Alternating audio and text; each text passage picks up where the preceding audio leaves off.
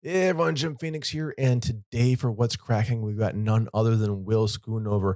If you don't know Will, you wills. Ah, ha, ha. He is one of the designers for Steve Jackson Games, and we talk about everything from game design to con, and of course, the big one coming out on backer it. We did, so should you. The Munchkin Big Box. All this and more. And next, What's Cracking? Hit it.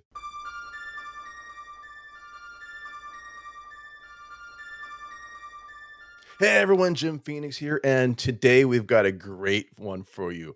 We've got none other than Will Schoonover, and it is the best time to have him on the program because Munchkin is back in a big, big way. That's why you can do big box Munchkins on Backer Kit, not the other place. So Backer Kit, don't be like me, Backer Kit it. And I can't wait to get into this interview. I have to tell you right now, Will, first of all, thank you very much for appearing on the show. I have got so many questions about this game. Well, thanks for having us. It's this game. Okay, if you've ever seen the Red Box, have you played Red Box D&D? I have never played Red Box D&D. I've played various versions of older D&D, but I missed out on the oldest Oh, of really? D&D. Oh, Yeah. okay. So maybe if for my generation, as we're the elder statesmen now, my generation, oh my God, saying that we grew up on Redbox. This is something we had to go to a catalog store and get sent to the catalog store and then pick it up. So when I see the designs in this game and it's bringing the concept of Dungeons and Dragons, bringing the nostalgia of it all into this humongous box, that's an amazing feat for me. So how was it to design something like this, given the history of everything? So this is a collection of mostly existing Munchkin cards that we wanted to put out as a kind of big celebratory, you've been a fan for a long time, here's a big deal, or you've never took the plunge, here's a big deal. Munchkin's been around since 2001, so it had a 20-year anniversary a couple of years ago, but with the global pandemic and everything else going on, we didn't really have the time and the space to, give it a big hurrah. And we've been talking for a while about this kind of big deal, and John Kovalik, who's also the classic Munchkin artist. Other people have drawn Munchkin cards, but John's been around since that very first set back in 2001. We wanted to work with him to do that kind of big celebratory thing. And then he pitched the idea of a little bit of a reference to old school D&D. So then we of course had to go with a red box with the big dragon picture and all that kind of stuff. No, it's an amazing thing. And 20 plus years is its own legacy, really. Yeah. I mean, this is two legacies coming together, and I think you guys nailed it. I'm looking at the backer kit, which is up until May 16th. It's amazing value. I wish my red box looked as halfway as good as this. There's so much cool stuff going into it. So when you're doing this as one big send off that you had to miss because of the pandemic, right? Is it more pressure for you? What goes through your mind? Well, the biggest questions were exactly what to do with this set, right? Because we've got so much to pull from, so much history of Munchkin, so many things to do, that we knew we wanted to make it an entry point for brand new players or a celebration of existing players. So most of it was logistical choices of what products go in this box, Right. what special bonuses do we give people. We had John Kovalik draw some brand new art that people have never seen before for some existing products and some brand new cards that are tossed in here to make it a little bit more special. And then there's just some other kind of celebratory tchotchkes, is what I like to think of them as, just cool things like a great big giant Munchkin coin and a lanyard you can wear at cons and some other stuff we've never done before.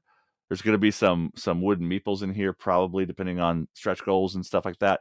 As we speak, there are still 22 days left in this on Backer Kit. Yeah. So we've got some other things behind the scenes happening with potential stretch goals and stuff like that are not public yet as of right now. But if you're hearing this in a week and looking back at it, some of this stuff will have been solidified or changed. Well, that's the greatest thing about Backer Kit, because it allows people to put something out that's going to be well developed, not rushed. The studio's not breathing down your neck anymore.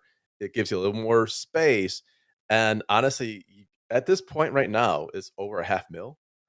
It is 678, almost $79,000. That's insane. When you were growing up, did you think one day I'm going to put something out like the people are going to give me over $500,000? Well, I mean, they're not giving it to me, right? They're giving it to The the larger concept. So yeah, it's a little bit easier to wrap your brain around that kind of thing. But it's not the biggest surprise because, like I said, Munchkin's got this massive legacy. It's sold plus yours. we think millions of copies. There are Munchkin players all over the world in multiple languages and stuff. So it's not the biggest stretch, but every time that you are successful on a campaign of any kind, crowdfunding, it's always nice to see, and it's always a little bit surprising because you never know, right? Like we set the goal at 75,000 because this was a big thing to take a bite out of, but we did not predict. Sure, it's going to get this many dollars in this amount of time. It's all just crossing your fingers and hope at that point. There's still 22 days left. Yeah. Right? Yeah. So when you're doing that versus, oh my gosh, will this game sell? What's marketing gonna be like? All the things normally 20 years ago. Yeah. The first Munchkin box, it was like 20 years when Munchkin came out 20 years ago. Slightly different landscape, different things. Oh yeah, everything has changed in the last decade, let alone 20 years ago when Steve originally designed Munchkin as kind of a kind of throwaway joke. Like he's always produced small games that are just kind of ideas, right? Illuminati was kind of that way too. Like Illuminati was I wonder if this will work, because no one had really made a standalone card game in the 80s like that. So he's always, throughout his entire career, just kind of created ideas that he thinks might work. And in the late 90s, early 2000s, the company produced half a dozen other games or more, and Munchkin just kind of hooked into the entire what it is to be a nerd and like D&D and other RPGs, and stab your friends while you're making terrible puns. I'm pretty sure this actually on the box, something like that, like betrayal. It's all about camaraderie and throwing your friend under the bus or throwing your friend more monsters. Yeah. It's the great part of it, right? Now you mentioned Steve Jackson's. I grew up on that, like the 80s and 90s. I think most of my bank account went to Steve Jackson. Sure. I mean, Ogre, Car Wars, GURPS, Illuminati, games that have been part of. I mean, I'm old, but I'm not the same kind of nerd as a lot of other people my age, because I had an isolated childhood, Satanic Panic and all that. So I never played Car Wars in the 80s. It's one of my biggest sadnesses of I never discovered Car Wars because we didn't have good game stores and stuff where I grew up. But yeah, I talk to people at cons all the time. We have a new version of Car Wars, 6th edition, which is a kind of a massive overhaul reboot. And people will come up to the convention table and they're in their 50s or 60s, and they'll just gush about how much they loved Car Wars, when they were a kid. And then they'll look at this and they'll be like, well, this doesn't look anything like what I played when I was a child. And I'm like, well, yeah, things evolve, things change, the world moves forward. And then they play that game and they're like, well, it still feels like the same game, even though component wise and literal gameplay wise, it's very, very different. We managed to maintain that same, feeling of cars with guns, driving fast, blowing each other up. As you're explaining this, I'm going back to my childhood. I'm like, I do remember this game. Yeah. I remember this game. I remember the lineage. And that was the coolest thing. If you yes, I also remember the like Sally Jesse Raphael Satanic Panic with yeah. Dungeons and Dragons will kill you. Uh-huh. And people believe that, and Hard Rock. Like, of course. Like neck and neck for a while. So if you got through that and you had like a Montgomery Ward that would sell these, you could see the lineage of the red box to the aquamarine box to this box to that box. They were doing it back then too. And now with Steve Jackson and you guys are doing is even a grander scale, because those are almost like the reboots, like, oh, we have to fix this thing like right away. It's like a fix kit. That's what Dungeons and Dragons was doing. Like, oh my god, we didn't think players would get above player levels 10. Oh boy, what do we do now? And now instead of that, you're being able to redesign things. You'll be able to take the things that we've experienced the last 20 years. Yeah, Oh, man. it's always fun to be a part of game design, because sometimes what exists is perfect, and sometimes what exists, was for its time. Like, I play a lot of modern D&D, and I look at older versions, and I'm like, I don't think I could ever really, like, the math, the Get your weirdness, get your the calculator. whatever. Yeah. But if you do this, okay, watch. When you're growing up as a kid, you went through Satanic Panic. What made you want to become a game designer then? Oh, it was an accident. I've been playing games my whole life, like chess, Monopoly. I found miniatures gaming with Games Workshop 40K and that kind of stuff in the 90s. And then it was just somebody had a job opening. Steve Jackson Games had a job opening for an art director, and I was frustrated in my radio career, and so I just applied. And then that, almost it'll be 18 years coming in a month or so. Congratulations on that. That's a journey. I haven't been with Steve Jackson Games the whole time. I left and came back. But yeah, it was just, this was also 2006 when the entire industry was different. You couldn't kickstart things, right? There was no crowdfunding back then. The entire indie RPG scene was very, very small. So to get into doing it, you kind of had to either just branch out on your own and try something, or find a job doing it. But nowadays, there are people who are, prolific in the RPG scene and the board game scene who, are just doing their own thing all by themselves in their basement, asking people for money, which is the empowering thing that the modern world has given us. I'm glad you brought that up. But that's, if you go to the Gen Con and the different Comic Cons, and I'm thinking of the one in Boston right now, PAX. Yeah.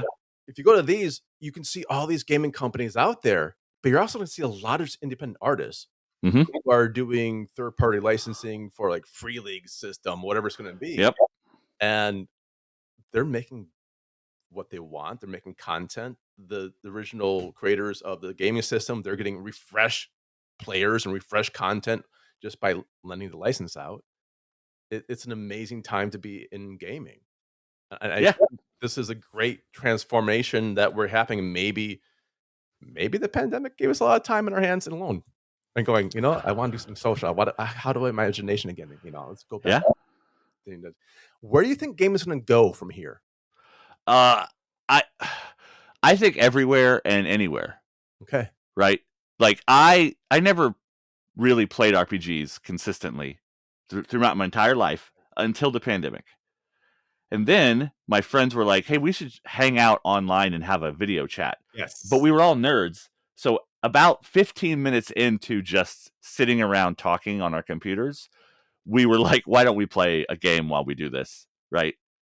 And so I think that there's a lot of people who in the last 5 years, but especially with the pandemic, have been keyed off to the idea that all this stuff exists that they never delved into. Like, when we're at Gen Con or PAX or anything, we meet people the entire convention who have never really dipped a toe into gaming. Like, right? A couple years ago at Gen Con, this exasperated young person walked in at like 11 p.m. on a Thursday night or something. Yeah. And so the show floor's closed, the crowds have thinned out because it's late. And me and a couple of my friends are just standing in a hallway talking. And this person comes in one of the outside doors and looks around like they're confused and they don't know what's going on. But they're very excited, you could tell. And they came over to us and they're like, I'm at Gen Con. What's going on? And we're like, what do you mean what's going on? He's like, I just watched Critical Role play D&D last night, live at Gen Con. And I've never heard of it before, but I decided to drive like an hour to come to check it out. So, like, there are people, even though there are people like us that have been playing games since the 80s, right? Munchkins existed 20 years. There's still people rediscovering and discovering this. Because the other thing we meet at cons is a lot of people who are like, I played games in my 20s, right? But then I had kids and I got a job, and now I'm, in my 30s and something, and I'm, rediscovering all these things that I loved 15 or so years ago. So it's gonna be all of these new people that push all the directions for gaming to go, and we have better online tools now. We have crowdfunding to give people every opportunity to get their ideas out in the world. We have a lot of established companies doing new and interesting things. So there's really no limit to where it could go. We'll just have to wait and see. No, that's an amazing answer, and I thank you for bringing the Gen Con experience up, because that's what, for me, the conventions are for. You're having Yeah. people are brand new to something like, what's this? What's this? And then I have Gen Con last year. I was showing my friend just a video, like, oh my god, it's so huge. I'm like, no, that's just part of the hall. Yep. There's a Lucas Oil Stadium over there. The hotels are this way, and the rest of the hall, it's through these corridors. It's like, Yeah. it's amazing. People have never seen the big conventions. I think you can go there. It's something for everyone. It's for kids. It's for the entire family. The conventions are now. The satanic panic's over, and now it's To my bank. a certain extent, but yeah, even the smaller segments of the hobby are growing. Adepticon is a miniatures only convention that happens in the Chicago area. They've been doing it since the early 2000s. I can't remember exactly how many Adepticons there have been. I have a badge over there, but I can't see the Roman numerals very clearly. They just announced that they're moving to Milwaukee, which is just like a little ways north of Chicago, right? To a downtown convention center that's refurbished, because they had 8,000 people this last year, like a month ago. That's a 20% increase from the last attendance they had of the year before, which was around 6,000. That's not bad growth. That's amazing. So they were already bursting at the seams in the really nice convention center in Schaumburg, which is northern suburbs of Chicago. Oh, yeah. So they had to reach out and find more space because they have the potential to get even bigger next year if they see any kind of growth that's similar. And conventions pop up all over the place. It seems like there's a new convention every year, or two or three. Some of them are big, some of them are small. Now, if they go up a little bit more north to Lake Geneva, it'll be Gen Con all over again. Well, that's funny, because GaryCon, which is a smaller RPG convention, happens the same weekend as Adepticon, and it's in that area. Oh my gosh. So there are already people that split their time between those two conventions because they are kind of close enough to drive between. I forgot all about GaryCon. GaryCon, GameholeCon, like that's what I'm saying. There's all these, like, you think of Gen Con and PAX and the big conventions, but like these what you can think of as smaller conventions are slowly. I don't know, GameholeCon 6,000 people or something like that too. So like these are not small conventions. They're not 60,000 people like Gen Con, but they're growing by leaps and bounds. And that's a great thing. Gen Con can be so big it's overwhelming. Yes. It's paralysis. I don't encourage people to go to Gen Con for their first con anymore, because it's so big and you can just get lost in there. Literally. Yeah. I've literally been lost. Like, my venue, like I have I have to do like something at 5 p.m. I'm like, where's this room at? Like, where's the barnyard? What the like, that's exactly it. And then PAX Unlimited comes out, and we do smaller and smaller and smaller and smaller. The small cons are wonderful. Your local conventions, support them. I think that's it. Just like supporting game designers, supporting people on backer kit, and you can support the Munchkin Big Box by May 16th. $125. Can you imagine? This is a huge thing. Yeah, it is. It is a whole. It's a whole bunch of product, all in one box, and some of it's new and some of it's classic, but it is also a deal at the price. It's decks, it's doors, treasure. It's like you have over 500 cards and doors and treasure cards. Yeah. Side quests, dungeons. It's the dice. right? And Yeah. as they said, all the tchotchkes as well, and the board.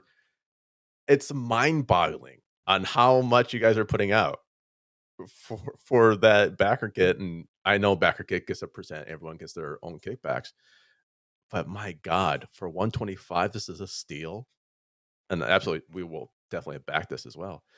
What Okay, we went from our love of RPGs and to the cons. When you are about to retire, when you look back in your career, what's the one thing you think, "Man, I'm so glad I did this part." Well, first off, game designers don't retire. Never retire. Oh, there you go. There is not, for one thing, sadly, there's not enough money in this industry to become like, oh, I mean, to some people there are, but rank and file game designers, it's like I'm not going to be buying an island in the Bahamas, with the winnings of my career. And it's not backbreaking labor, right? I'm not digging ditches. I could do this. Until I'm old. But the things I will fondly look back on are the experiences that anything I've worked on has given people. Because the best thing that can happen to a game designer is for them to meet someone at a convention or whatever and be told that the game that they made brought their friends together in a tough time, or was that moment of reconnecting with old friends or whatever. Because it's not really the thing, it's the people. I've always liked this hobby, and the thing that I think is the most interesting thing moving forward in our modern world is that this hobby still involves a lot of in-person, face-to-face human interaction. Yeah. So that's the thing that I think is the coolest thing, and the thing that I'm the most proud of, because I've been told over the years by people that have come bumped into me at cons and stuff that like I designed their most favorite game, but then they tell me why it's their favorite game, and almost always that's because the experiences they've had around it with their friends at the table and new friends, old friends, strangers, whatever. But that is an amazing part, and I think you hit it on the head in multiple levels. As a kid, I used to dig ditches. Honestly, God, that was my first job as a kid. And whenever I'm doing something in gaming, I'm like, "Oh, man, no matter how bad my day is, I'm not digging that ditch anymore." Yeah. I just like this. Oh, thank God for this. And it's you can have friends that read the same books, you have friends that can watch the same movies, but those don't change. The gaming experience can change new every time, and it's something you can just kick out, boom. And that's what gives us a communal experience. Mm-hmm. And I think that's so valuable. It's healing in a way, especially after the last, I don't know, pandemic time. It's been 50, 60 years by now. I don't know. Seems like it sometimes. It is definitely a Blur's Day kind of Yeah. experience over the past few years. Yeah, yeah. Well, I want to thank you so much for your time. I'm going to let you go back to designing better, bigger, huger, most monstrous games you can do. Yeah. And I'm backing this May 16th is a deadline. I'm backing it today. Go to backerkit.com. Just check out Steve Jackson Games, Munchkin Big Box. Do yourself a favor. And honestly, this is such a great, and you even have a Discord for it. Nice. Join the Discord. Yeah. Madness of it. It's so very cool. Thank you very much, Will, for your time. I had a blast, and I can't wait to see this thing. Honestly, God, I can live in this. This box is so big, I can live it. That's it. Thanks. In the gateway box. Bye, everyone.